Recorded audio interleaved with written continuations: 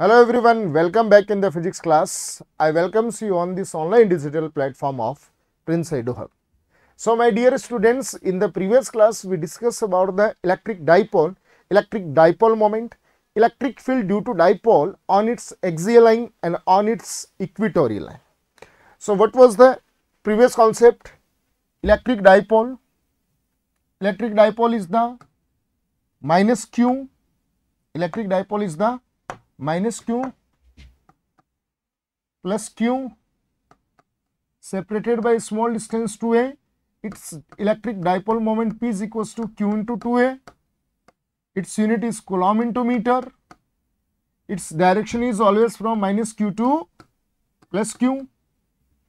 Okay beta. Electric field on axial line E axial is equals to 2 kp upon r cube. 2 kp upon r cube. Electric field on equatorial line is equals to kp upon r cube. Okay बेटा, आज हम बात करेंगे the next heading जिस पर CBSE ने भी last year before last year questions पूछे हैं और सीबीएसई ने हर बोर्ड वहां से क्वेश्चन उठाता है. बहुत ही इंपॉर्टेंट हेडिंग है the torque on electric dipole in uniform electric field. तो यहां पर एक वर्ड आपको देखने को मिला, यूनिफॉर्म इलेक्ट्रिक फील्ड. मैं साथ ही बताऊंगा यूनिफॉर्म और नॉन यूनिफॉर्म, पहले दोनों फील्ड्स को क्लियर करते हैं, उसके बाद में अपन मूव करते हैं to our next heading. So the next is uniform and non-uniform electric field. Uniform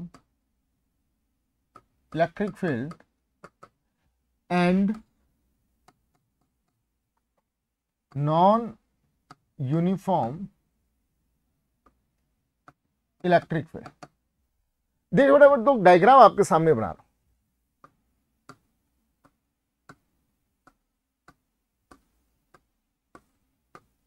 एक ये है और एक आपके पास में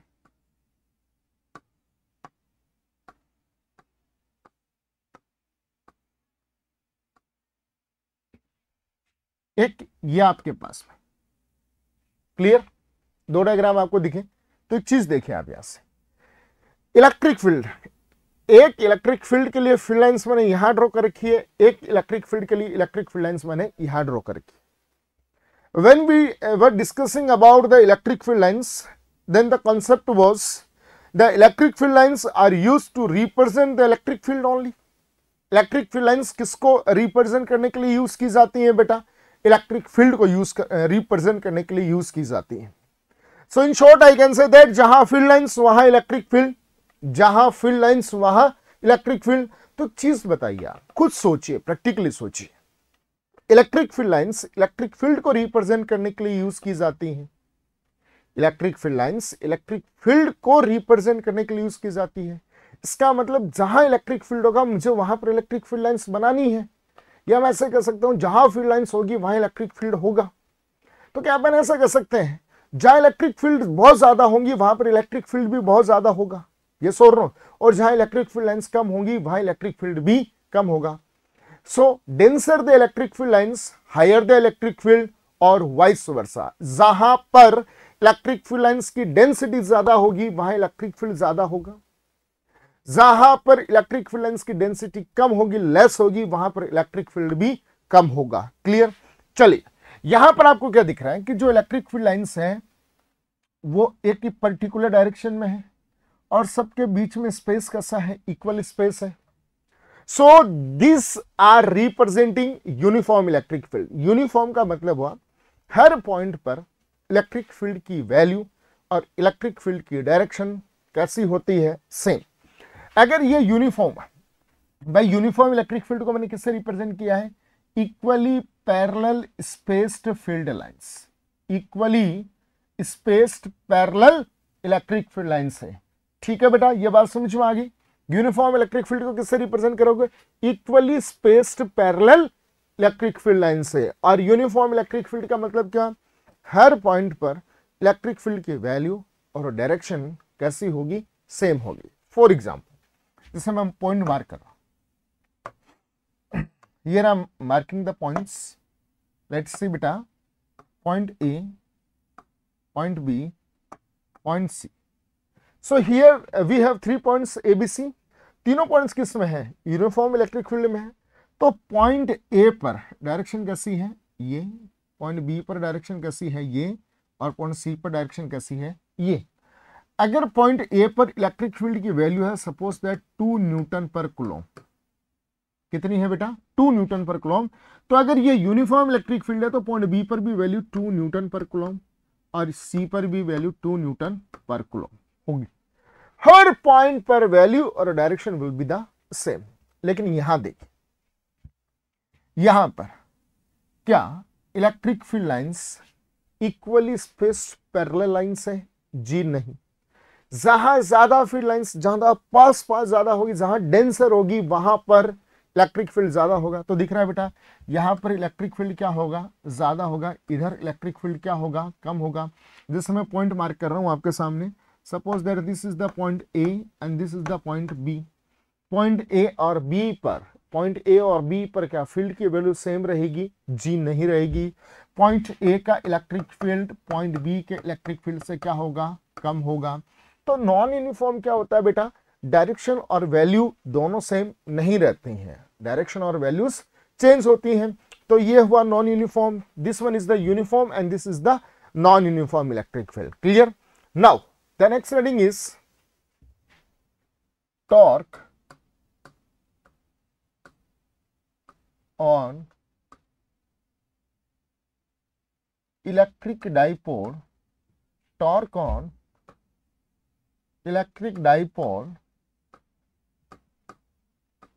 in uniform electric field, torque on electric dipole in uniform electric field। Clear बेटा? सो देखिए, मैं सबसे पहले आपके सामने एक डायग्राम बनाता हूं। Suppose that, consider that we have a uniform electric field, we have a uniform electric field and in this uniform electric field a dipole is placed, a dipole is placed minus q plus q minus q and plus q. The separation is 2a, the separation is 2a placed at angle theta। बात समझ में आई बेटा? दोबारा सुनिए। Consider that we have an electric dipole, we have an electric dipole. तो electric dipole क्या होता है बेटा, minus q plus q, separation is 2a, ये इलेक्ट्रिक डाइपोल है। So now listen carefully, we have an electric dipole and this electric dipole is placed in uniform electric field at angle theta। ये जो electric dipole है इस uniform electric field में कितने angle पर रखा हुआ है, थीटा एंगल पर रखा हुआ है। Now we have to calculate the torque acting on this dipole in uniform electric field. इस डाइपोल पर लगने वाला जो टॉर्क है due to this electric field which I have to find out, वो मुझे कैलकुलेट करना है। कैसे कैलकुलेट करेंगे देखिए, चलिए आइए। So what we have, theoretical portion, consider that we have an electric dipole, we have an electric dipole placed in uniform electric field at angle theta। We have to find out torque acting on dipole due to electric field, torque acting on dipole due to electric field. तो देखिए बेटा, सबसे पहले क्या करने वाले, एक dipole के पास में कितने चार्ज होते हैं? A dipole is a system of two equal and opposite charges. So this dipole has two charges. One is the plus q and second is the minus q. ये डाइपोल कहाँ रखा हुआ है? This dipole is placed in uniform electric field. Dipole electric field में है तो उसके charges भी कहाँ हैं? इलेक्ट्रिक फील्ड के अंदर है। And we all know that when a charge q is placed in electric field E experiences a force F is equals to Q। अगर कोई charge Q electric field E में रखा है तो उस पर कितना फोर्स लगेगा बेटा? Q फोर्स लगेगा। यस और नो?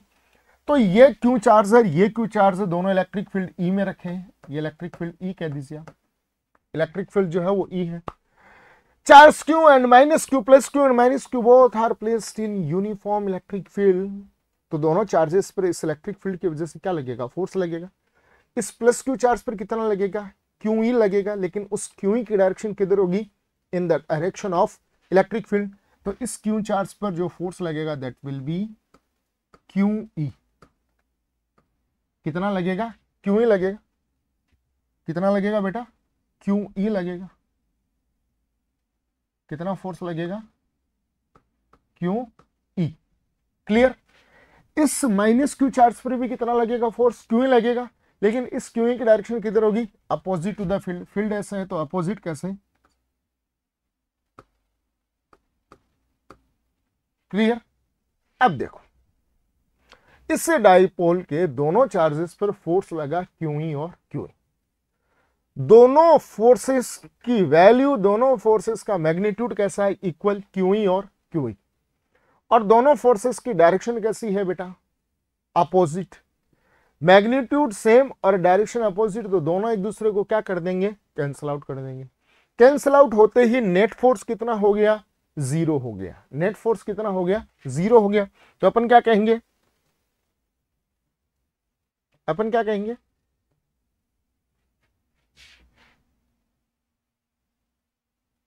नेट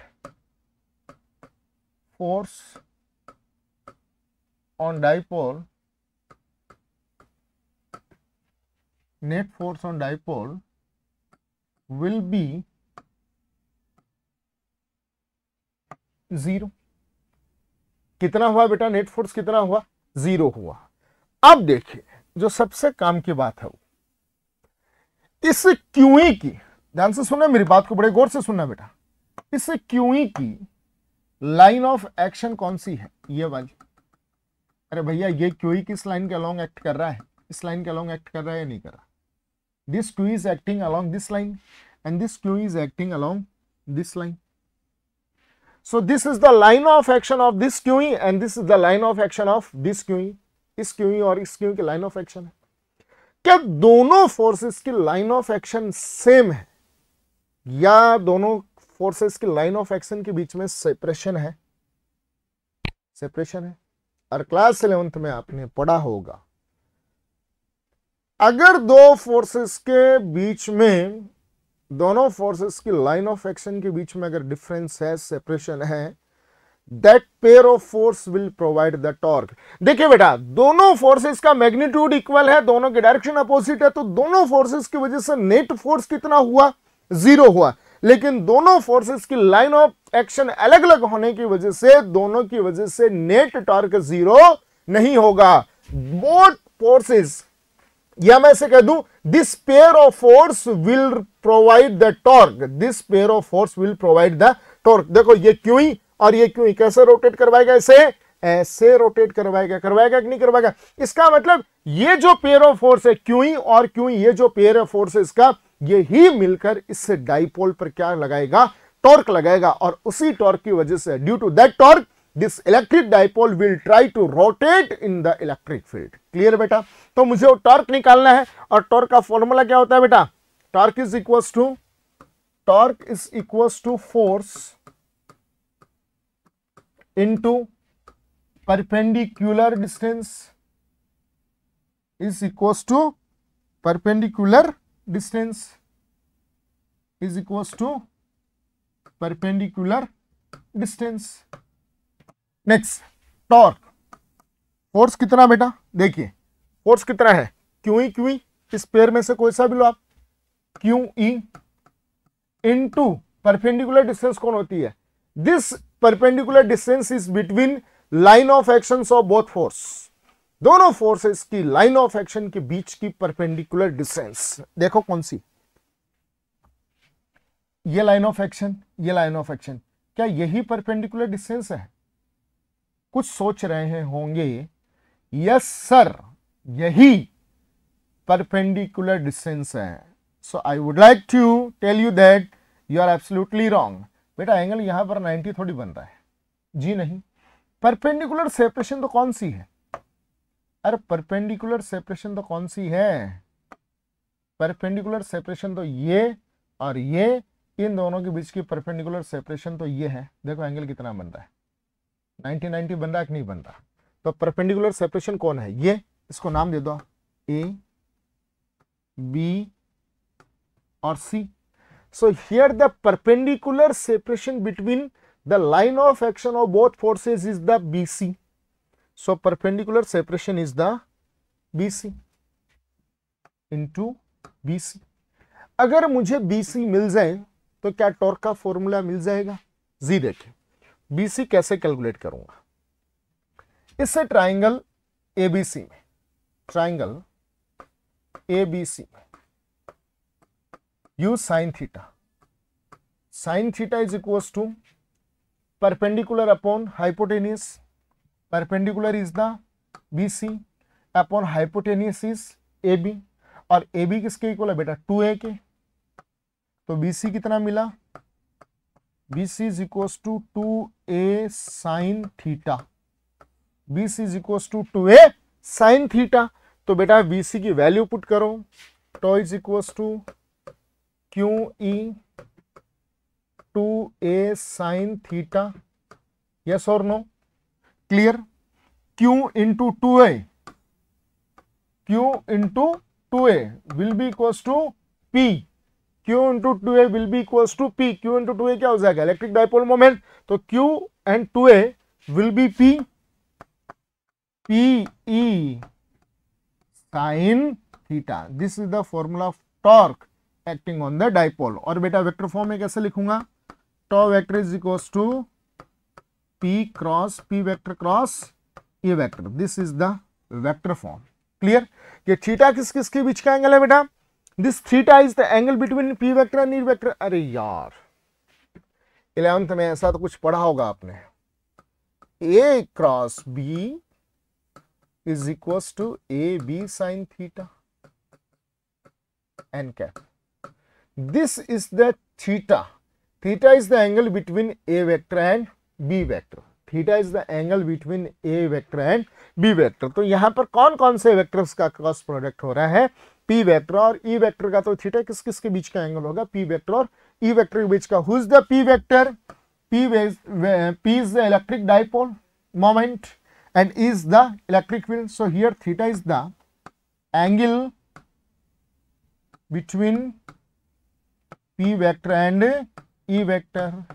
P की वैल्यू तो आप निकाल सकते हैं Q इंटू 2a करके, मैग्नीट्यूड तो आप निकाल सकते हैं, और direction how will you find out direction, और P वेक्टर की डायरेक्शन किधर होती है, always minus Q2 plus Q, minus Q2 plus Q. और E इलेक्ट्रिक फील्ड की जो इक्वेशन में गिवन होगी वही अपन वैल्यू, वही डायरेक्शन अपन यूज करेंगे. चलिए बेटा, तो यहां से देखिए आप, इस डाइपोल पर a dipole is placed in uniform electric field. Net force कितना हुआ डाइपोल पर, 0, but net torque on dipole is not 0. 0 नहीं आया ना बेटा, कितनी वैल्यू आई, tau equals to P sine theta. P E और साइन थीटा की वैल्यू पुट करूंगा तो टॉर्क की मुझे कोई फाइनाइट वैल्यू मिलेगी, तो टॉर्क की वैल्यू 0 नहीं आएगी. तो सुनना इस क्वेश्चन को ध्यान से. When A electric dipole is placed in uniform electric field, अगर कोई डाइपोल इलेक्ट्रिक डाइपोल अगर यूनिफॉर्म इलेक्ट्रिक फील्ड में रखा है तो उस डाइपोल पर नेट फोर्स 0 होता है, लेकिन नेट टॉर्क 0 नहीं होता है. नेट फोर्स 0 क्यों है, क्योंकि इन दोनों फोर्सेस की जो वैल्यू है, मैग्नीट्यूड है, वो इक्वल है और दोनों की जो डायरेक्शन वो कैसी अपोजिट है, इसलिए नेट फोर्स कितना हो रहा है, 0। लेकिन दोनों फोर्सेस की लाइन ऑफ एक्शन अलग अलग होने की वजह से नेट टॉर्क 0 नहीं होगा और इसी वजह से ये डाइपोल पर टॉर्क लगेगा, इस डाइपोल पर टॉर्क लगेगा, तो this dipole will try to rotate. और कितना टॉर्क लगेगा डाइपोल पर, tau is equals to P E sine theta, tau is equals to P E sine theta. Clear हुई बेटा बात यहां पर। चलिए अब इसके अपन नेक्स्ट केसेस की बात करते हैं। आगे देखियो, आगे हम इसके केसेस की बात करते हैं।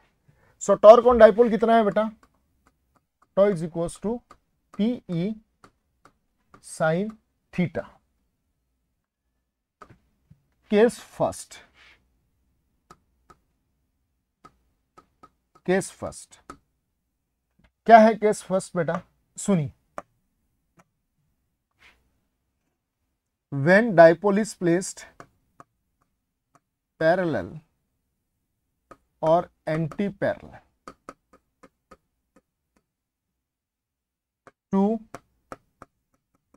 इलेक्ट्रिक फील्ड, जो डाइपोल है वो इलेक्ट्रिक फील्ड के पैरेलल या एंटी पैरेलल रखा हुआ है। कैसे देखिए बेटा, ये तो है मेरा यूनिफॉर्म इलेक्ट्रिक फील्ड, ठीक है, और इस इलेक्ट्रिक फील्ड में जो मेरा डाइपोल रखा हुआ कैसे रखा है, ऐसे माइनस क्यू और प्लस क्यू, ठीक है बेटा। इलेक्ट्रिक फील्ड की डायरेक्शन किधर है, इधर, ये वेक्टर की डायरेक्शन किधर है, इधर।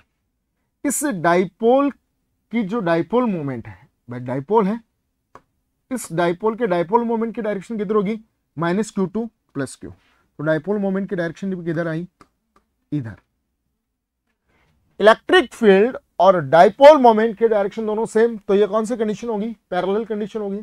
बेटा ये जो थीटा आप एंगल की बात करते हैं, किस किस के बीच का एंगल होता है, पी वेक्टर और ई वेक्टर का। पी वेक्टर और ई वेक्टर दोनों की डायरेक्शन सेम है, तो थीटा कितना हुआ, पैरेलल हो गए तो थीटा कितना हुआ, 0। सो थीटा इज 0 डिग्री और साइन 0 इज इक्वल टू 0। तो बेटा टॉर्क कितना आएगा, P E sine 0, torque 0। This is called stable equilibrium, this is called stable equilibrium। चलिए पैरेलल एंटी पैरेलल के अलग अलग केस की बात करते हैं अपन।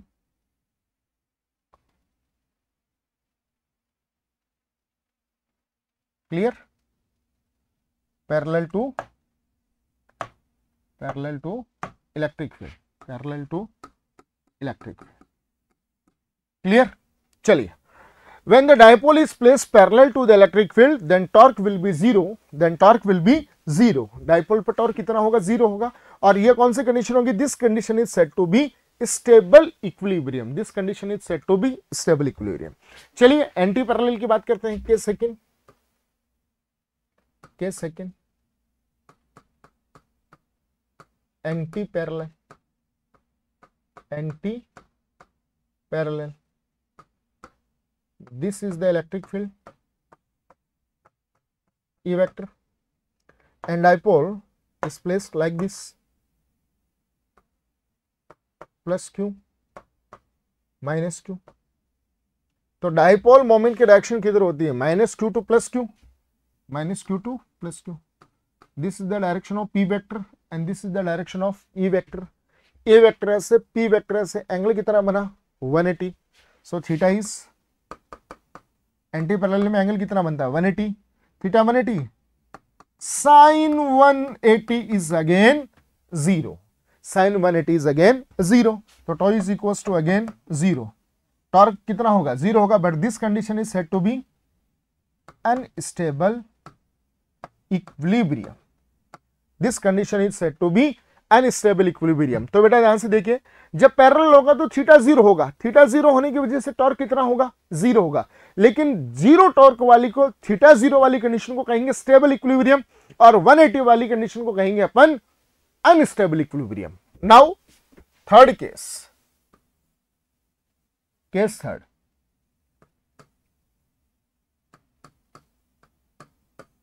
Theta is equal to 90। देखिए बेटा, this is the electric field and electric dipole is placed minus q plus Q.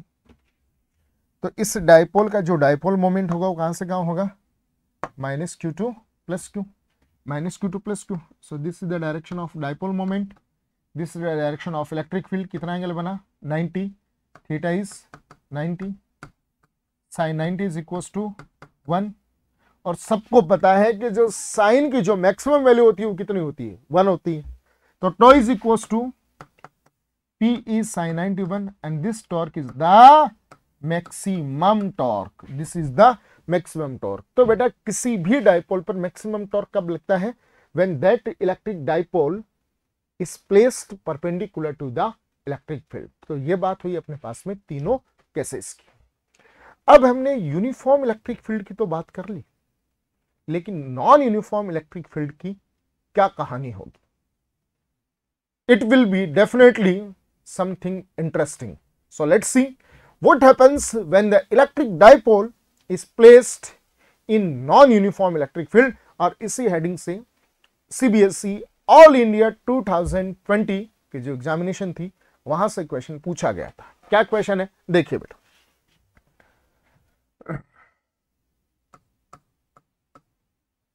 Electric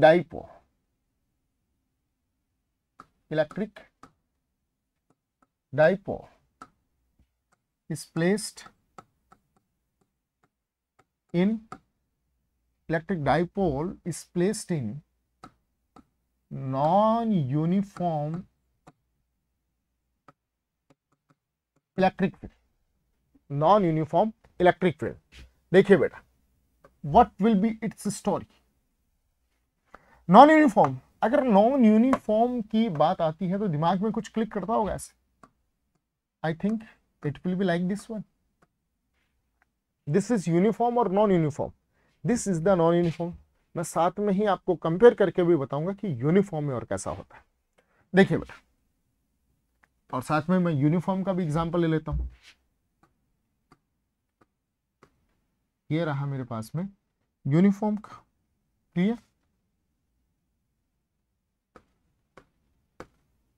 this is the uniform.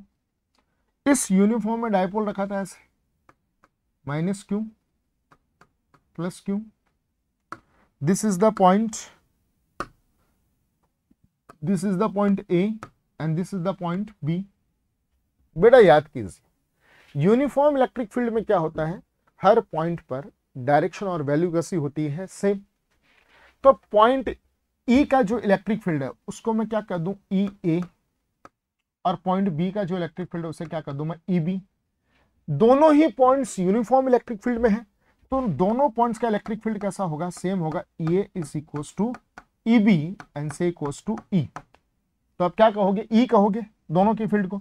तो मैं ई ए और ई बी ना मेंशन करके मैं क्या करूंगा, ई ही मेंशन करूंगा। क्लियर बेटा, बात समझ में आई आपको? ई ही मेंशन करूंगा, ठीक है। यह इलेक्ट्रिक फील्ड, यहां ई, यहां पर भी। इस पर फोर्स कितना लगेगा, क्यू ई। फोर्स कितना लगेगा, क्यू ई। यहां पर भी कितना लगेगा, क्यू ई। बस फर्क क्या होगा, इस क्यू की डायरेक्शन अपोजिट होगी, इसकी डायरेक्शन पॉजिटिव चार्ज, इसलिए इस क्यू की direction in the direction of field होगी। ठीक है बेटा, इस क्यू की वैल्यू, इस क्यू की वैल्यू देखिए, दोनों की जो वैल्यू है, मैग्नीट्यूड है, वो कैसा इक्वल है, और डायरेक्शन एक की उधर एक की इधर अपोजिट है, तो दोनों एक दूसरे को क्या करेंगे, कैंसिल आउट करेंगे। कैंसिल आउट करने से नेट फोर्स कितना हुआ बेटा, net force becomes 0। Clear? But now in non uniform electric field, a dipole minus q plus q is placed in non uniform electric field. So this is point A, this is point B. बेटा non uniform क्या होता है, दोनों points पर, किसी भी दो point पर इलेक्ट्रिक फील्ड की वैल्यू सेम नहीं होगी। तो पॉइंट ए पर इलेक्ट्रिक फील्ड कितना कर दूं मैं, ई ए, और पॉइंट बी का electric field E B. Can I say that E A is equals to E B? No, never, because both points are in the non uniform electric field. दोनों point कहां पर है बेटा, non uniform electric field में है, तो दोनों points पर इलेक्ट्रिक फील्ड की वैल्यू सेम नहीं होंगे। चलिए ठीक है, आगे बढ़े अपन। इससे माइनस क्यू चार्ज पर कितना फोर्स लगेगा, क्यू इंटू ई ए। देखिए इलेक्ट्रिक फील्ड यहाँ E था तो Q इंटू ई, यहाँ ई ए है, ये और ई बी दोनों इक्वल नहीं है तो ये करना पड़ेगा। क्यों ई है, लेकिन इस क्यों ई की डायरेक्शन किधर होगी, अपोजिट टू फील्ड, फील्ड इधर है तो अपोजिट, तो डायरेक्शन क्या होगी बेटा, इधर क्यों ई, और इस पर क्यों ई बी। ठीक है बेटा, क्यों ई बी। दोनों फोर्सेस की डायरेक्शन कैसी है, ऑपोजिट। दोनों फोर्सेस की, ध्यान से सुनिए, दोनों फोर्सेस की डायरेक्शन कैसी है, अपोजिट। लेकिन क्या दोनों फोर्सेस का मैग्नीट्यूड इक्वल है, नहीं। अगर ये और ये भी इक्वल हो जाता तो ये भी क्यों ही हो जाता, तो दोनों की वैल्यू भी कैसी हो जाती, मैग्नीट्यूड भी कैसा हो जाता, इक्वल हो जाता। बाय डायरेक्शन तो वहां भी अपोजिट है, अपोजिट यहां पर भी है, लेकिन डायरेक्शन अपोजिट होने से ही कैंसिल आउट नहीं हो रहे बेटा। डायरेक्शन के साथ साथ दोनों का मैग्नीट्यूड कैसा होना चाहिए, इक्वल होना चाहिए, लेकिन यहां पर मैग्नीट्यूड इक्वल नहीं है, तो मैग्नीट्यूड इक्वल नहीं होगा तो दोनों एक दूसरे को कैंसिल आउट नहीं कर सकते, और कैंसिल आउट नहीं कर सकते तब तक नेट फोर्स जीरो नहीं हो सकता। तो ना तो नेट फोर्स जीरो होगा, ना नेट टॉर्क जीरो होगा। तो बड़े ध्यान से सुने, if A dipole is placed in non uniform electric field, the net force and the net torque will not be zero. लेकिन यूनिफॉर्म में नेट फोर्स जीरो होता है, लेकिन नेट टॉर्क जीरो नहीं होता है। क्लियर है बेटा सबको? यहां नेट टॉर्क जीरो हो सकता है, नेट टॉर्क जीरो हो सकता है if dipole is placed parallel और एंटी पैरेलल। अगर डाइपोल पैरेलल और एंटी पैरेलल रखा हो तो बेटा नेट टॉर्क जीरो हो सकता है, लेकिन नेट फोर्स जीरो नहीं होगा। जैसे फॉर एग्जांपल, जैसे मेरे पास में ये डाइपोल है, माइनस क्यू प्लस क्यू, और इलेक्ट्रिक फील्ड की डायरेक्शन है इधर, और ई कैसा है, इंक्रीजिंग। ई कैसा, इंक्रीजिंग, मतलब इस साइड में चलने पर इलेक्ट्रिक फील्ड क्या हो रहा है, इंक्रीज। यहां वैल्यू कुछ अलग है, यहां भाई देखो यहां पर 2 है, यहां पर 3 है, यहां 4 है, यहां 5 है, यहां 6 है, यहां 7 है। तो जैसे जैसे मैं इधर चल रहा हूं वैसे वैसे इलेक्ट्रिक फील्ड की वैल्यू इंक्रीज हो रही है। इस पर फोर्स कितना होगा, क्यू ई, यहां आप इसे आप ए कह दें, इसे आप बी कह दें, तो क्यू ई बी, और यहां पर क्यू ई, और इस क्यू ई की डायरेक्शन इधर होगी। बेटा ज्यादा कौन सा होगा, सोचकर बताइए, क्यों ई बी ज्यादा होगा कि क्यों ई ज्यादा होगा। मैं एग्जांपल दूं, यहां पर ई है 2 न्यूटन पर कूलम, सपोज दैट, एक बार, और ई बी कितना है 6 न्यूटन पर कूलम, और क्यों ये -2 मान लो, ये प्लस का 2 मान लो, डाइपोल है तो दोनों चार्ज तो इक्वल ही होते हैं, दोनों का मैग्नीट्यूड इक्वल होता है। तो सोच के देखिए कौन ज्यादा होगा, क्यों ई बी ज्यादा होगा। मान लीजिए मैंने क्यू भी सोल्व किया, यह है 20 न्यूटन, और यह है मेरे पास में मान लीजिए 10 न्यूटन। तो बेटा 20 न्यूटन इधर, 10 न्यूटन इधर, तो नेट फोर्स कितना हो गया इस पर, 20 माइनस 10 कितना, 10 न्यूटन। तो नेट फोर्स मिला कितना आपको, 10 न्यूटन, 10 न्यूटन मिला ना। तो क्या नेट फोर्स जीरो है, जी नहीं, this net force is not equal to zero. तो ये डाइपोल किस साइड में मूव करेगा, in the direction of field, in the direction of field. Clear बेटा? तो ऐसे आप बता सकते हैं। तो देखिए नेट फोर्स जीरो नहीं है, लेकिन नेट टॉर्क तो जीरो है बेटा। टॉर्क कितना है, पैरेलल है, ये कैसा है, पैरेलल है। तो पैरेलल के केस में torque equals to P E sine theta. Theta कितना हो गया, जीरो हो गया ना, थीटा जीरो होते टॉर्क कितना हो गया, जीरो। तो पैरेलल और एंटी पैरेलल के केस में टॉर्क जीरो हो सकता है, लेकिन नेट फोर्स कभी भी जीरो नहीं होगा, चाहे वो पैरेलल हो, चाहे एंटी पैरेलल हो, चाहे कोई रैंडम पोजीशन हो। बात समझ में आई बेटा? तो बहुत प्यारा कॉन्सेप्ट है किसका, ये इलेक्ट्रिक डाइपोल का। ऐसे भी पूछ लेता है इन विच डायरेक्शन इट विल, और ये जो मैंने अभी बताया आपको ये वाला कॉन्सेप्ट, ये जो कॉन्सेप्ट है बेटा मेरा, ये ऑल इंडिया सीबीएसई 2020 में पूछा गया है। When electric dipole is placed in non-uniform electric field, then its net force and torque what will not be zero. Clear? चलें आगे, मूव करते हैं नेक्स्ट हेडिंग पर। चलिए बेटा नेक्स्ट, नोट में लगवा रहा हूं यहां पर, क्या है सुनना। When an electric dipole is slightly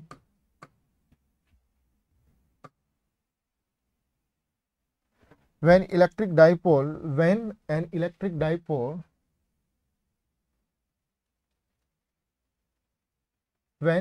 an electric dipole is slightly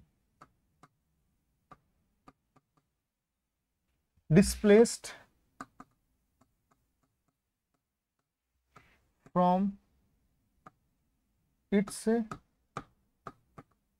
stable equilibrium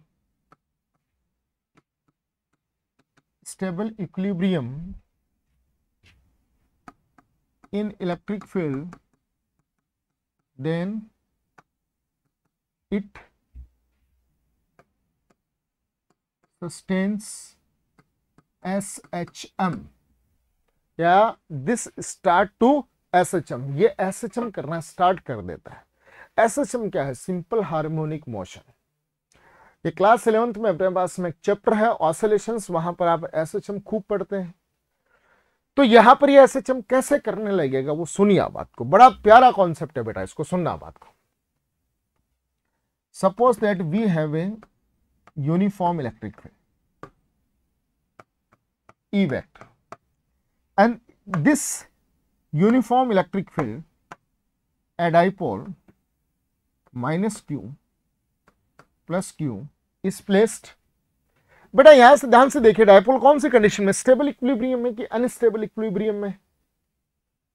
अगर स्टेबल इक्विलिब्रियम में है इसका मतलब थीटा कितना होना चाहिए? 0। और थीटा 0 कब होगा? जब P वेक्टर और E वेक्टर दोनों एक दूसरे के पैरेलल होंगे। E वेक्टर किधर, इलेक्ट्रिक फील्ड किधर, इधर, minus Q2 plus QP vector इधर। तो this dipole is in stable equilibrium. और डायपोल ही नहीं, इस यूनिवर्स में कोई भी सिस्टम हो, every system requires the stable equilibrium. Her system क्या होना चाहता है? अपने आप को स्टेबल करना चाहता है। अनस्टेबल तो कोई होना ही नहीं चाहता। आप भी ले लीजिए कि आप अनस्टेबल होना चाहते हैं? जी बिल्कुल नहीं। Every person, every body, every system tends to be stable. कैसा होना चाहता है बेटा? स्टेबल होना चाहता है। मैंने क्या किया, इस पर external torque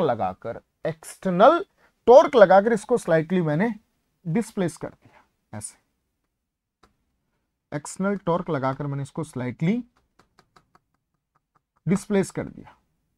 plus Q minus Q and it is rotated by small angle theta. Here theta is the small angle. ध्यान से सुनना मेरी बात को। मैंने इस this electric dipole was placed in uniform electric field in stable equilibrium और इस पर मैंने एक्सटर्नल टॉर्क लगाकर स्मॉल एंगल से इसको डिस्प्लेस कर दिया। कितने एंगल से? स्मॉल, बहुत छोटे से एंगल से इसको मैंने डिस्प्लेस कर दिया है। तो मैंने कहा कि अगर एक dipole, an electric dipole is slightly displaced from its stable equilibrium in electric field, then it sustains SHM। ये SHM कैसे करेगा सोचो आप। तो देखिए मैंने इस पर एक्सटर्नल टॉर्क लगाया। कितना? एक्सटर्नल टॉर्क कितना होता है बेटा? I alpha. एक्सटर्नल टॉर्क कितना होता है? I alpha. External torque I alpha लगाकर मैंने इसको स्मॉल एंगल थीटा से, यहां जो थीटा एंगल है वो बहुत कम है, उससे मैंने क्या कर दिया, इसको रोटेट करवा दिया। अब आप सोच रहे होंगे ये फॉर्मूला कहां से आया है? ऐसा तो फॉर्मूला हमने कभी पढ़ा ही नहीं। हम पढ़ाते हैं आपको फॉर्मूला, आप सबने ये तो पढ़ा होगा, F is equal to ma, force equal to mass into acceleration. Linear motion के लिए, ट्रांसलेटरी मोशन के लिए हु इज रेस्पॉन्सिबल? फोर्स। अरे यार, चलाने के लिए, किसकाने के लिए कौन रिस्पॉन्सिबल है? फोर्स। लेकिन घुमाने के लिए, रोटेट करने के लिए हु इज रेस्पॉन्सिबल? टॉर्क। तो टॉर्क इक्वल्स टू मास की जगह कौन? Moment of inertia I। A is the linear acceleration, angular acceleration कौन होता है? अल्फा। ऐसा पढ़ा होगा आपने, A is equals to dv upon dt और A is equals to D square X upon dt square. Linear velocity, linear acceleration. लेकिन यह angular acceleration alpha equals to D omega upon dt। Angular velocity बेटा, omega कौन होती है? Angular velocity. System of particles, जहां rotational motion आप पढ़ते हैं वहां पर ये सब चीजें पढ़ते हैं आप क्लास 11th में। तो अल्फा कौन है, एंगुलर एक्सेलरेशन, ओमेगा कौन है, एंगुलर वेलोसिटी, और क्या कर सकता हूं, alpha is equal to D square theta upon D T square, theta is the angular displacement, theta is the angular displacement. ये सब आप क्लास 11th में पढ़ लेते हैं, फिर भी चलिए मैंने आपको यहां पर बता दिया, किसी ने नहीं पढ़ा हो तो। ओके बेटा, चले। तो मैंने एक्सटर्नल टॉर्क लगाया कितना, आई अल्फा, और आई अल्फा लगाकर मैंने उसको रोटेट करवा दिया, तो tau external is equal to I, और अल्फा कितना होगा बेटा, D square theta upon D T square, equation number first. मुझे एक बात बताइए, आपने क्या किया पता है क्या, आपने बहुत गलत काम किया है। सर गलत कैसे हो गया, ये तो अभी आप ही ने तो करवाया इसको, गलत ऐसे हो गया। ये किस कंडीशन में था, इक्विलिब्रियम में, मतलब आप सो रहे हैं, आप स्टेबल इक्विलिब्रियम में हैं, और मम्मा आपसे कहती है चल बेटा खड़ा हो पढ़ ले, तो मम्मा ने क्या किया, बहुत गलत काम किया ना, आपको स्टेबल इक्विलिब्रियम से आपको डिस्टर्ब कर दिया। तो ये स्टेबल में था और इसको आपने क्या किया, इसकी स्टेबल इक्विलिब्रियम से आपने इसको डिस्टर्ब कर दिया, क्या करेगा, वापिस अपनी स्टेबल इक्विलिब्रियम में आएगा। और स्टेबल इक्विलिब्रियम में कौन लेके आता है, ये पढ़ा आपने क्लास 11th में, restoring torque. Restoring torque always try to move, try tends to bring in the stable equilibrium. Restoring force और रिस्टोरिंग टॉर्क दो ऐसे फैक्टर हैं जो वापस बॉडी को, सिस्टम को कहां लेके आते हैं, उसकी इक्विलिब्रियम मीन पोजीशन पर लेके आते हैं। तो आप सुनना बात को ध्यान से, मैं जो बोल रहा हूं उसको मैं एक लाइन में बोल रहा हूं। सबसे पहले मेरे पास में इलेक्ट्रिक डायपोल है, minus q plus Q separated by 2a, and this dipole was placed in uniform electric field in its stable equilibrium. अब मैंने क्या किया, इस पर एक्सटर्नल टॉर्क लगाकर, कितना एक्सटर्नल टॉर्क, आई अल्फा लगाकर मैंने इसको स्टेबल इक्विलिब्रियम से स्लाइटली डिस्प्लेस कर दिया। स्लाइटली, स्लाइटली का मतलब वो थोड़ा सा मैंने रोटेट किया है, इसलिए मैंने थीटा लिखा है, कैसा स्मॉल है।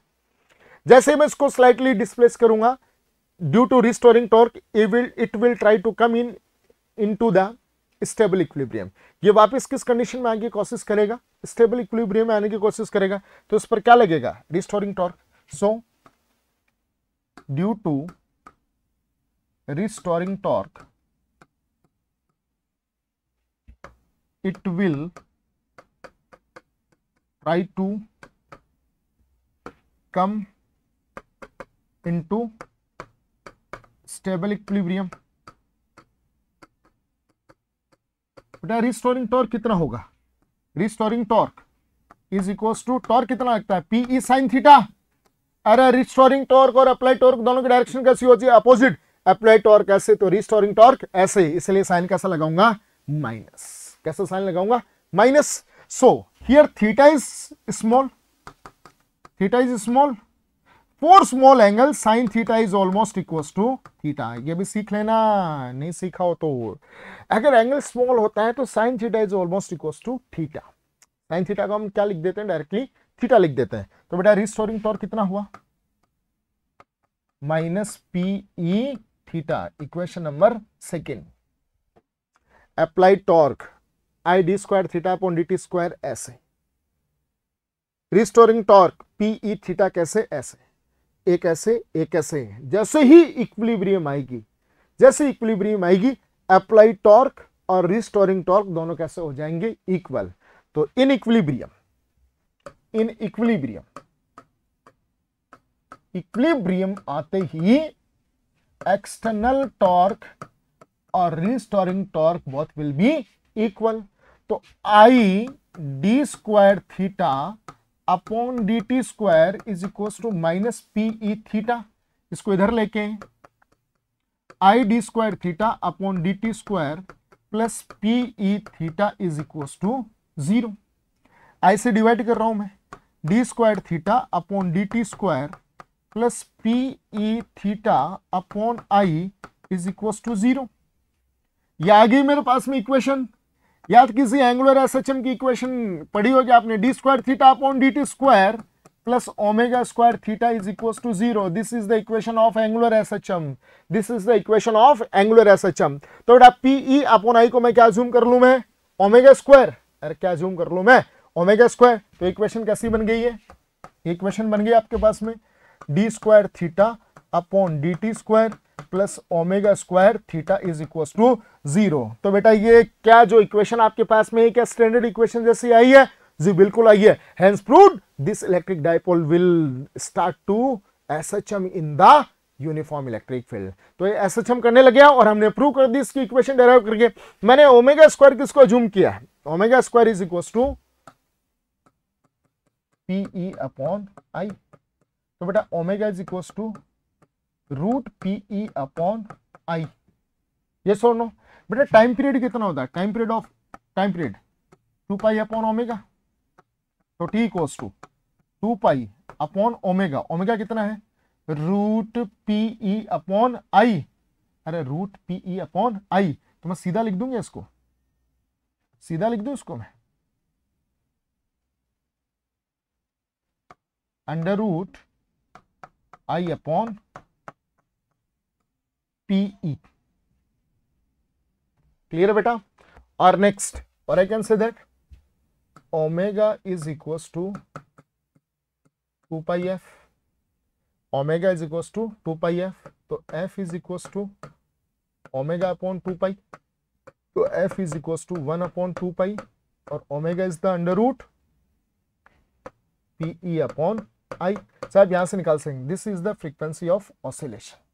फ्रीक्वेंसी आ गई and this is your time period. तो बेटा प्रूव कर दिया आपने, यहां पर आप इसकी फ्रीक्वेंसी कैलकुलेट कर सकेंगे, इसका टाइम पीरियड भी आप कैलकुलेट कर चुके हैं ऑसिलेशन का, और साथ में आपने इक्वेशन डेराइव करके ये प्रूव कर दिया है कि this will sustain the SHM, this will sustain the SHM. बात क्लियर हुई बेटा? तो ये यहां पर अपने इलेक्ट्रिक डाइपोल से रिलेटेड जो भी इंपॉर्टेंट कॉन्सेप्ट्स थे, all this things we have discuss. Clear है तो बेटा? So see you very soon. Till that, stay home, be safe. Thank you.